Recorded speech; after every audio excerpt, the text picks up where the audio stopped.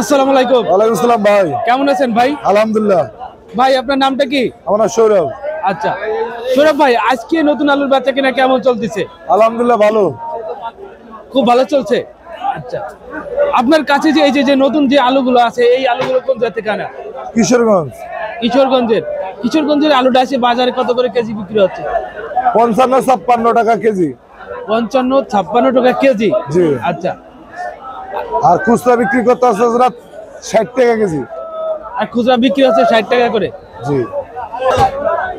320। এই আলুটা এখন বাজারে চাহিদা কিরকম আছে? আলহামদুলিল্লাহ ভালো ভাই, অনেক চাহিদা। নতুন বীজ আছে না, মানুষ খায়, পাবলিক খায়। নতুন আলু হিসাবে পুরান আলু 70 টাকা বেচে, আর পুরান আলু 70 টাকা বেচে, আর নতুন আলু আছে না 60 টাকা। এই কারণে আছে না এটা চাহিদা বেশি।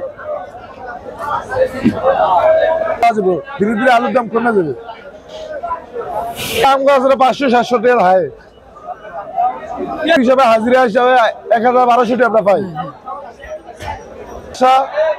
মানে কুয়াশার কারণে আলুটা আসলে মানে আরো উৎপাদন বেশি হতো, কুয়াশার কারণে আলুটা উৎপাদন হয় না, তুলতে পারে না।